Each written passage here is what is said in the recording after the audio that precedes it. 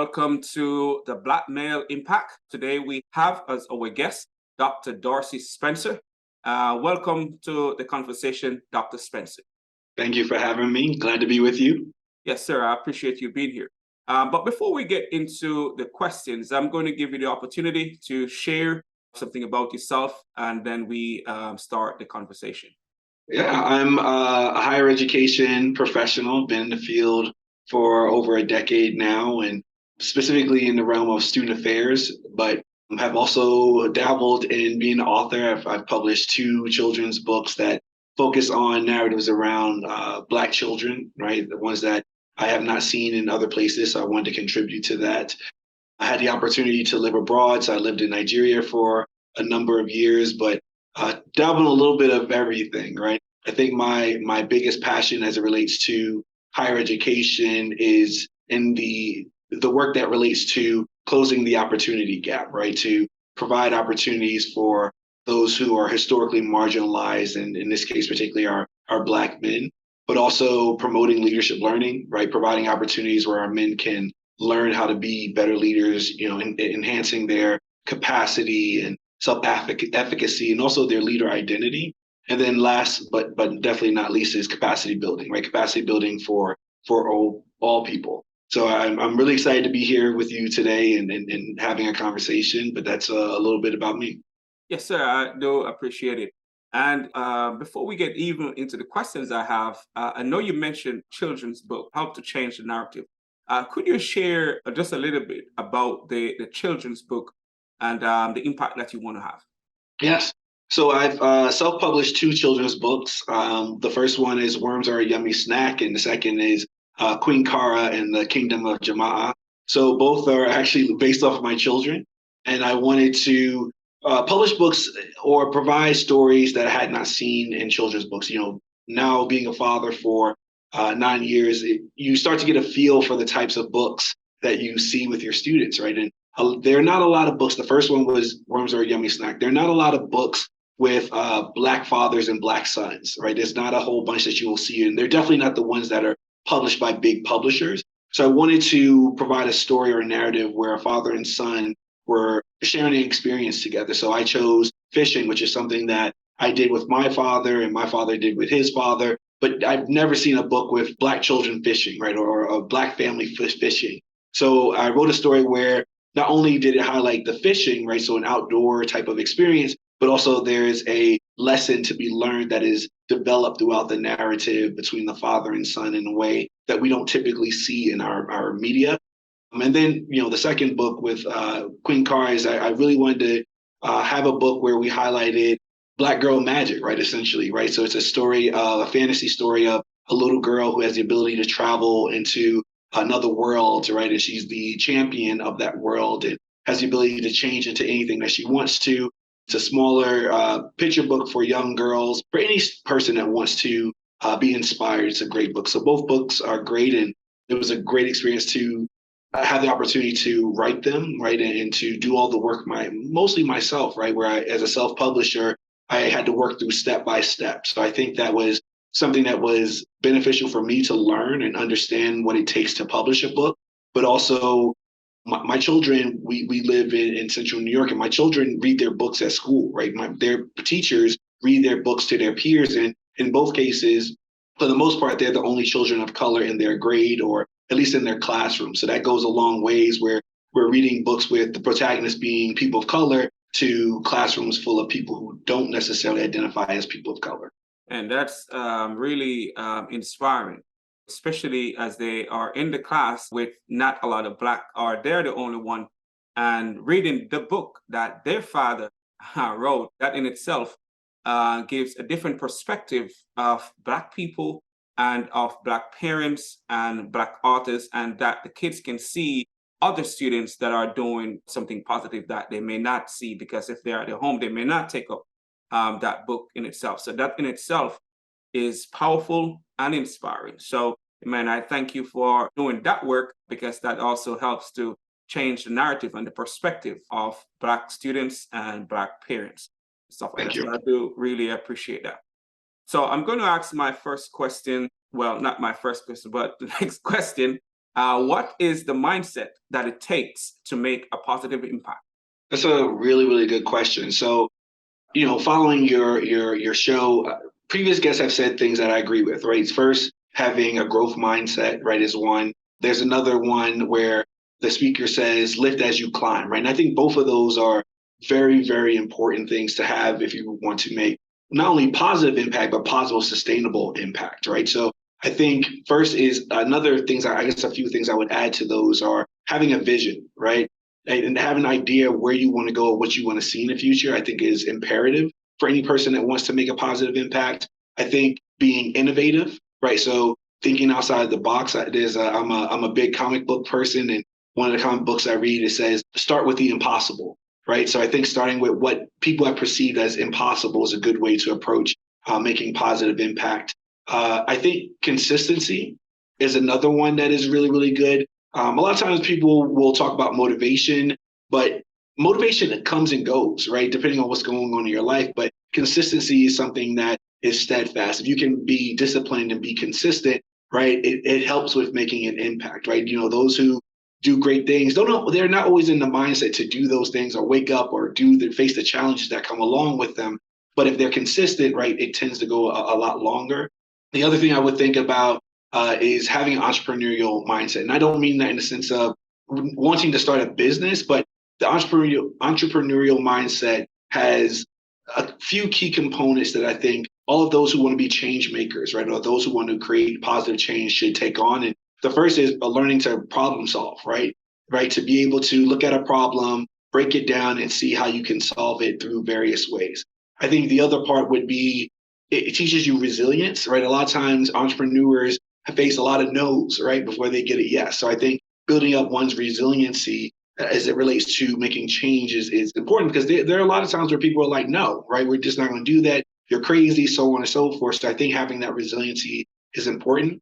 I think the last part I would add to that is being a learner, particularly a lifelong learner. A lot of times entrepreneurs are learning on the go, right? When I wrote my book, I had to learn how to publish a book. That was not something that I was taught in school, or, it was a lot of going to sessions and reading books and all these different things. But I think that's something that also is important for those who want to be change makers, is also continuously learning, right? It doesn't start with a formal education or a degree, but making sure that you are well educated in your area of focus, but also a broader sense of things that you might want to engage with or that can be relevant to what you're trying to do.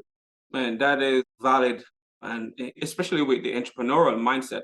And as you said, we don't have to want to be an entrepreneur or want to own a business, but having those qualities will be beneficial, especially when you're thinking about making change. And you said another thing that is really important, being consistent, because sometimes for us to connect with the people who can help to champion the change, we'll have to see, if they don't know you, are you consistent? Do you really believe in what you're doing? How long have you been doing it? So I think the consistency is really important in creating change and just having that entrepreneurial mindset, because resiliency will be very, very important in everything that you do, you undertake, and being a lifelong learner. And I know you mentioned what other guests have said, with growth mindset and stuff like that. But being a lifelong learner is really important, because we have to be willing to learn as we go, because there are different things that's going to be happening. We need to keep ourselves abreast with what's happening so we can actually make the impact that we want to make. So I really appreciate that answer.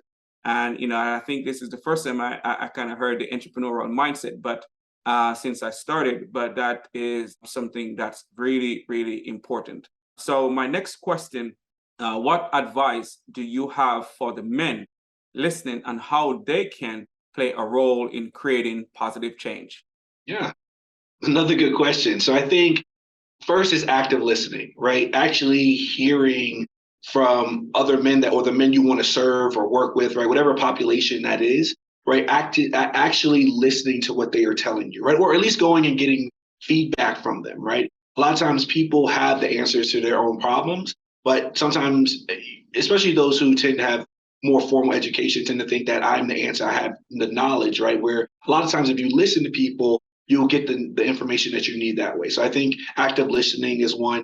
I think providing a space to empower and inspire people, right, is another thing that if you want to make positive change, you should embrace, right? Is how do you empower people to solve their own problems, right? So that it goes much further than just you, right? Because if anything can happen to any one of us as an individual, right? But if we have the ability to give people the tools and the knowledge and the skills to solve their own problems, that's where the real impact comes into place.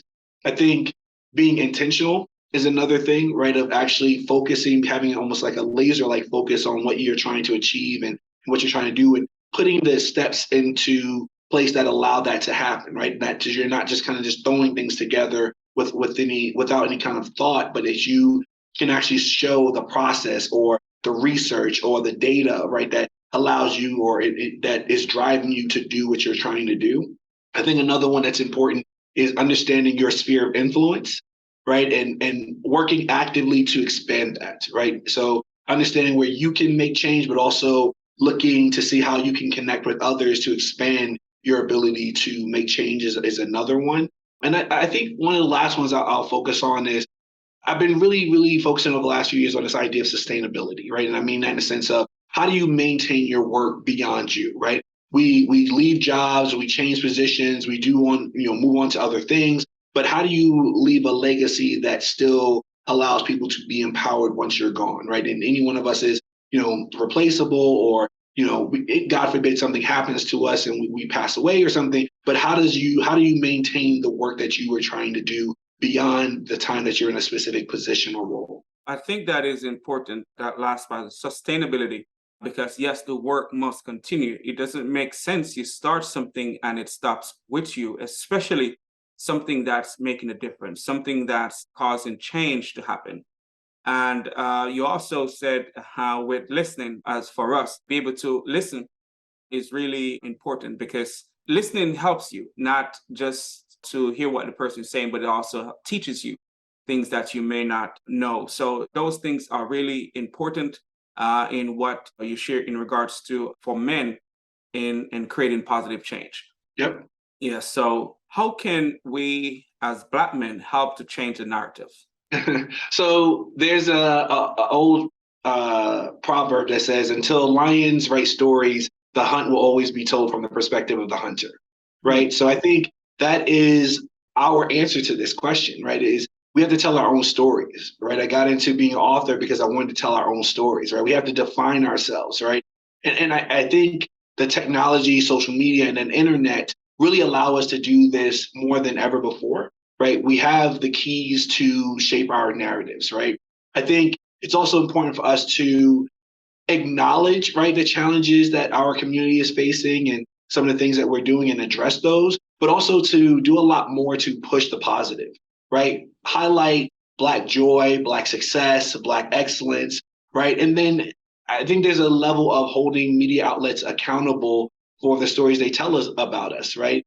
Every single night doesn't need to be a negative story about Black people or Black men in particular, right? So there definitely needs to be space and opportunity for us to highlight those who are doing amazing things. And there are countless of us, right? It's just not something that is put in front of people on a regular basis. I also would add to that knowing our history, right? A lot of times we don't know our history very well, or we're not taught our history, right? It's there, right? There are opportunities to learn it, but those are not the books, right, or the narratives that are put in front of us in grade school and sometimes even in front of us at the universities, right? So making sure that from a young age that we are putting positive narratives and historical figures in front of our children, right? And we are ourselves educating, ourselves on who all these historical figures are, right? I remember only as an adult learning who Mansa Musa was, right? Who is a king in West Africa who is projected to be or believed to be one of the richest people in history, right? But that's something that we are never really told in grade school, right? No images of them. And only recently have we done those things, right? Or put that out in the forefront. So I think a combination of all those things are how we start to take ownership of the narrative, but also reshape it.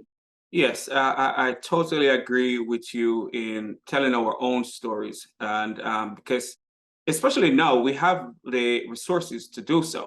And we don't have to wait on someone to start telling the good things about Black people, especially about Black men and the success, and talk about Black joy, Black success, and Black excellence.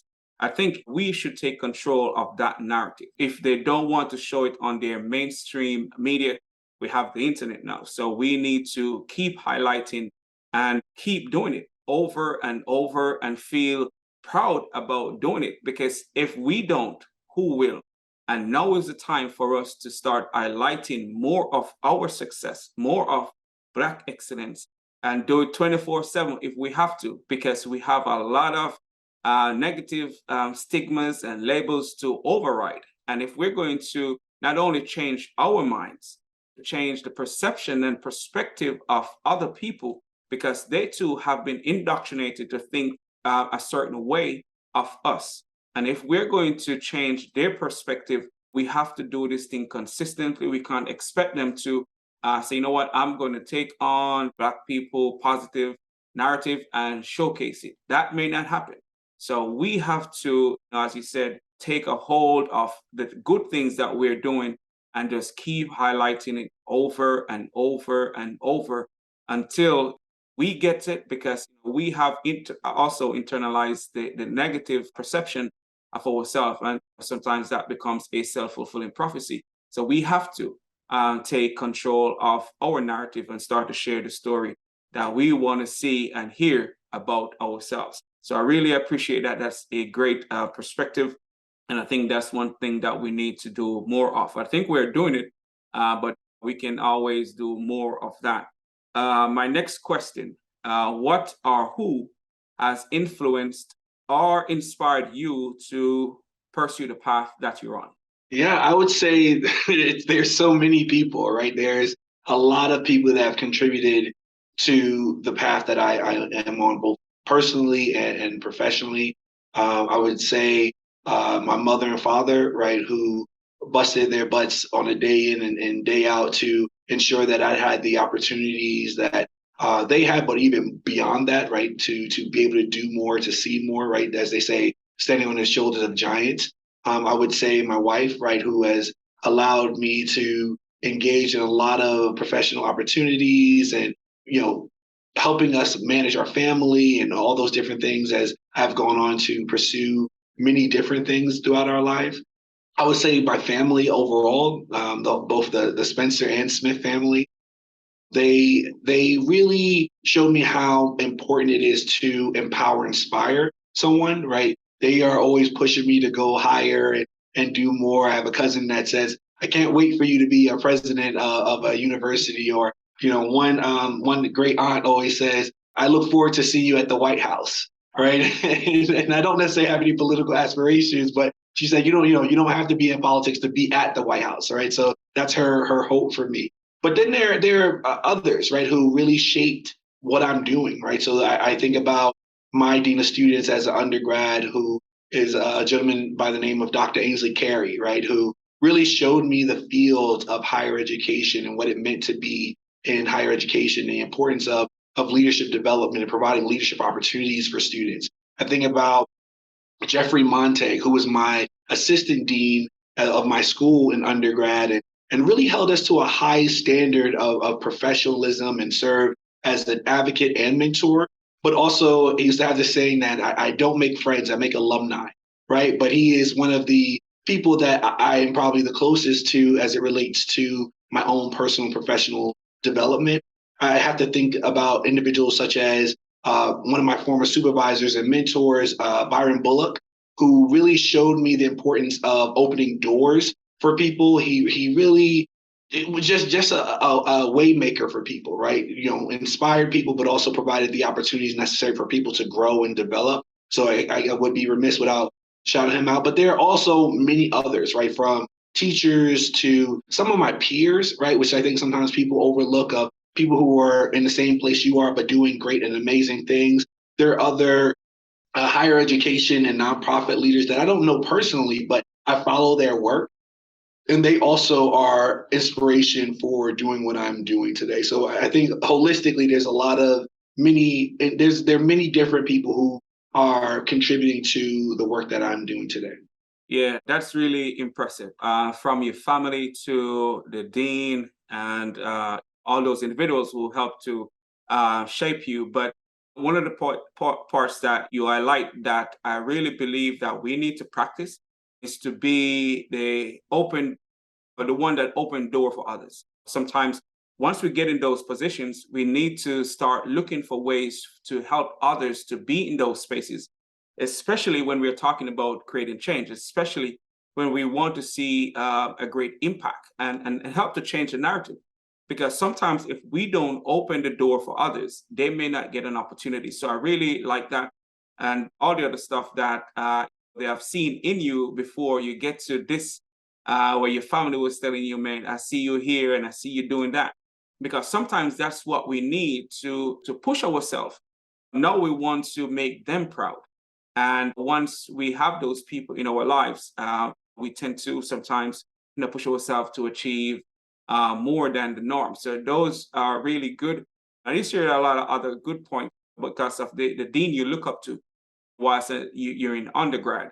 I think that is important to have people that we can aspire to be like, as we see through their behaviors and their actions what we need to do to be the best version of ourselves. Because I know you talk about being held to being a more professional whilst you're in your undergrad, and I think that sometimes shapes us more than we think. But another valid point that you made that I think is really, really important that we sometimes, as you mentioned, we overlooked our peers, the peers that are doing well and striving for more, sometimes influence us more than we think. Because in silent, we may be competing in a sense that not in a negative sense, but we see them doing good. No, I want to do good as well. So I really appreciate that, share that perspective. So my next question is, what is your perspective on the current climate of Black men in society today? So I think the current climate is a mixed one, right? So there are definitely many challenges that we still face as Black men in the society, right? And you can turn on any channel or read a newspaper and see some of the things that we are facing, from stereotyping to microaggressions to mental health and physical health challenges to over incarceration and over policing to just a number of different things that we are still pushing against on a daily basis. But I also think there is a lot of hope, things to hope for within our current climate, right? We see more Black politicians and business owners and activists and all these university presidents and scholars and all these different things, more than we probably have ever seen in recent history, in the United States at least, right? So I think there's this dichotomy of we have a ways to go, but there's still progress being made, right? There are things that are happening, and there are people who are really doing the work to move us forward as a society, right? And we need to uplift and highlight those individuals more, at the same time as us confronting those other challenges that we need to engage to improve our current climate. Well, yes, there are still some things that, as you mentioned, we still need to deal with. But as you mentioned, there are a lot of doctors right now. So we still have some things to see as example of what's possible as we work through the other parts that still affects us in a negative way. So I believe that perspective is really needed to share and talk about as we work towards creating more positive things about when it comes to us as Black men in society. My next question is, what change do you want to see in general amongst Black men?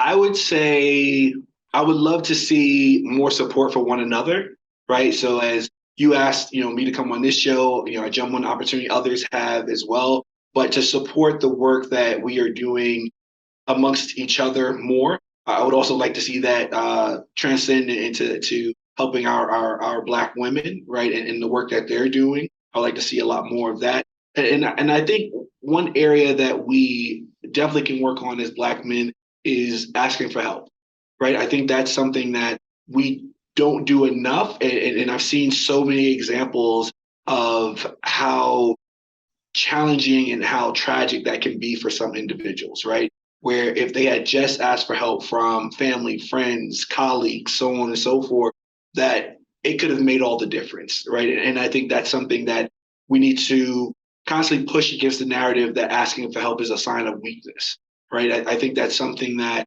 it comes with mentoring, it comes with sponsorship, but also this idea of, hey, I just want to bounce an idea off of you, or I'm facing this challenge, right? Or I just need to talk through this with someone, right? I think that is an area that I really, really wish that we embrace more.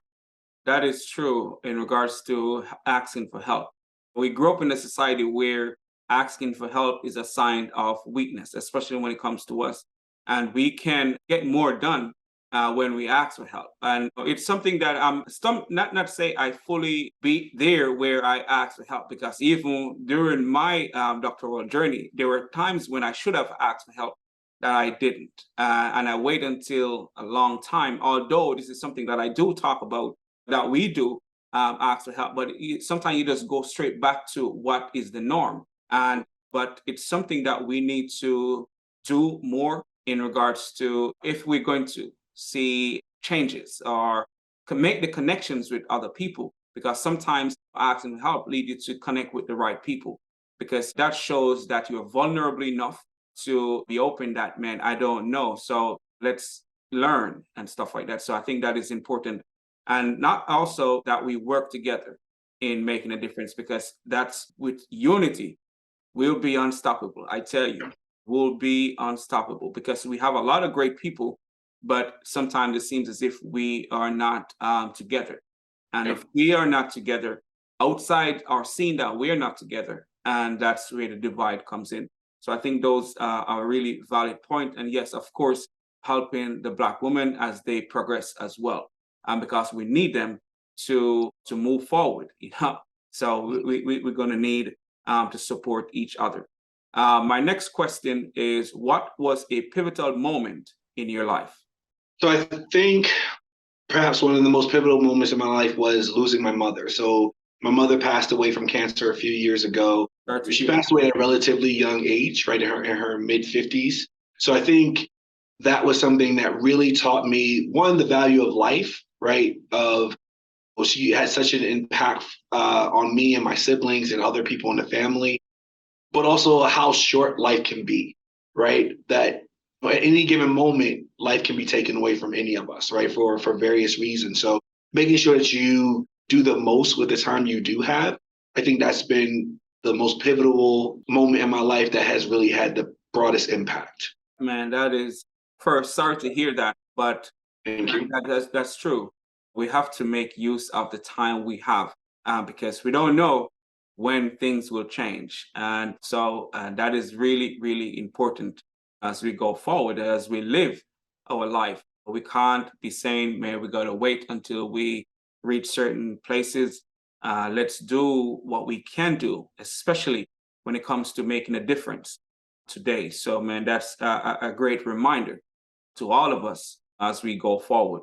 My next question, what life lesson have you learned late in life that you believe is important and can benefit this current generation? Yeah, so one lesson that I learned relatively recently actually came from a university president. So the president at Claflin University in South Carolina, Dwan Warmack, he gave a presentation for people who I guess were aspiring, presidents or something to that effect, right? And one of the things that he said is grow where you're planted, right? And the idea of blooming where you're planted and living in the present and making the most and having a deep impact in the current role that you have, right? People will see the work that you're doing, but really focus on the now. And that was an important life lesson for me because I have a natural urge to be very future thinking in the sense of, all right, I'm here, what's next, right? Like I just have a natural, that's just the way I am. So that I really took that message to heart, right? This idea of, okay, settle down, do what you can do here, right? Those other opportunities will come, but focus on them now, right? Being the present. I've tried to apply that not only to my professional life, but also my personal life, right? Of being more present with my family and my children and so on and so forth, right? So I think that idea of bloom where you're planted, right? And focus on the now and what you can do and how much of an impact you can make where you are And then, of course, you can have, future aspirations and goals, but really focus on what's happening today. Man, I think that is that's a really great reminder.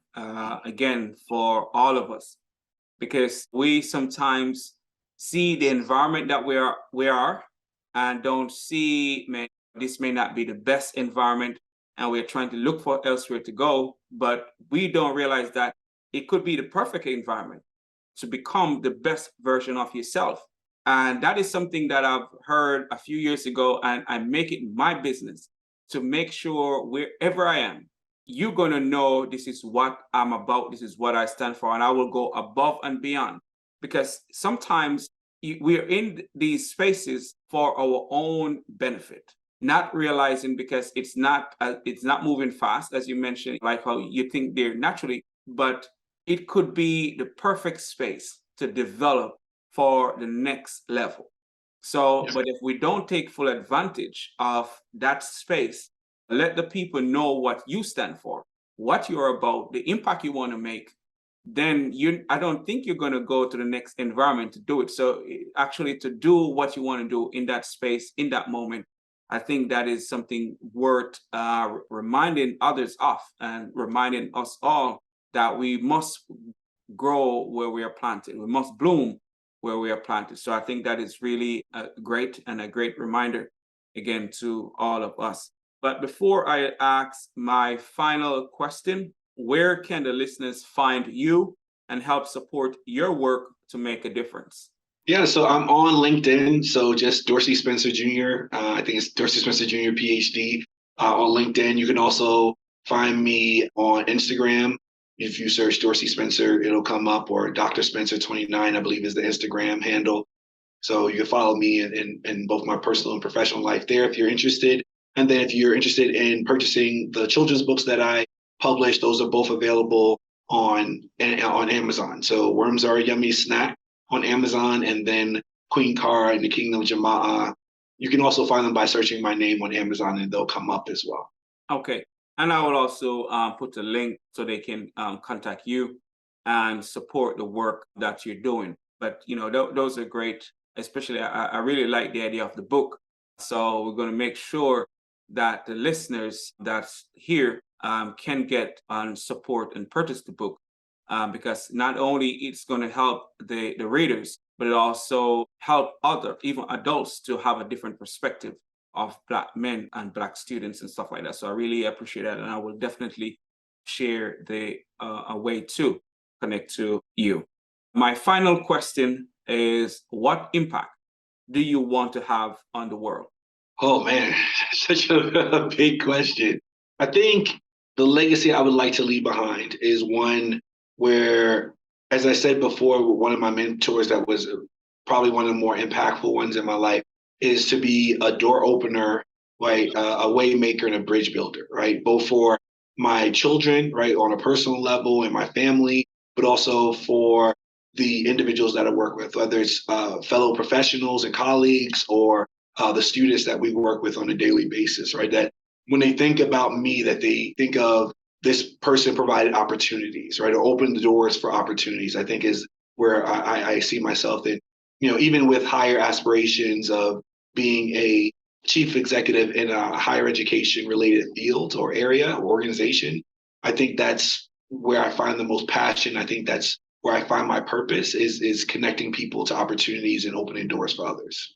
Man, I think those are really important as we go forward as a nation, as Black people, to be door openers. Not say we're going to open doors only for our own people, but sometimes we get into spaces and we forget that we were once, it took us some time to get there. Let's not make it hard or harder for those who are coming behind us to get into those spaces. That we can open the door, we should, yes, the person needs to meet the requirement, of course, but we need to be that door opener for others. So I think that is a great, again, reminder to us all as we go forward, because we too going to be in spaces that we are in charge of, that we are the leaders of. And so it's by right for us to, think about how we can help those who are coming behind us.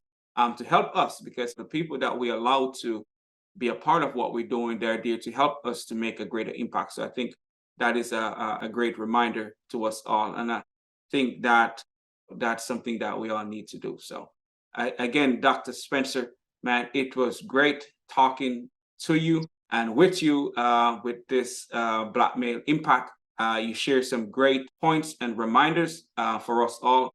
So Dr. Spencer, I appreciate you being here. Thank you, Dr. Cross. I appreciate the opportunity. All right, man. So we're going to definitely keep the conversation going. So I will be reaching out to you for more talks and how we can continue to make an impact. Thank you. I look forward to it. All right, man. Thanks, listeners. I appreciate you being here on the Black Male Impact. So we're looking forward to sharing more positive conversations with you. Again, Dr. Spencer, thank you.